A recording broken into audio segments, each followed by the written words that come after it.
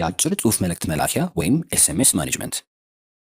ይህ ክፍል ለማንኛውም አባል አጭር የጽሑፍ መልእክት ለመላክ እንዲሁም የተላኩትን መልእክቶች ለመቆጣጠር የሚያገለግል ነው።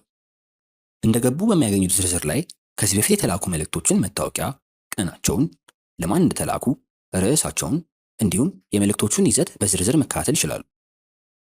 ከዝርዝሮቹ በላይ በሚገኘው መፈለጊያ ወይም ሰርች ባር ላይም መልእክቶችን ወይም የሚፈልጉትን መልእክት በመታወቂያ ቁጥር መፈለግ ይችላሉ።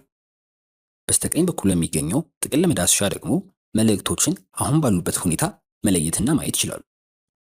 አዲስ መልእክት ለመላክ ከፈለጉ በስተላይ በኩል የሚገኘውን አዲስ መልእክት ይላኩ ወይም ሴንድ ኒው ኤስኤምኤስ የሚለውን በተን ይጫኑ። አዲስ የሚመጣላችሁ ገጽ ላይ እነኚህን ይሙሉ። መጀመሪያ የመልእክቱን ርዕስ ይጻፉ። በመቀጠል የተቀባዩን አይነት ይወስኑ። በመጨረሻም የመልእክት ሳጥን ቦታው ላይ የሚፈልጉትን መልእክት ያስቀምጡ።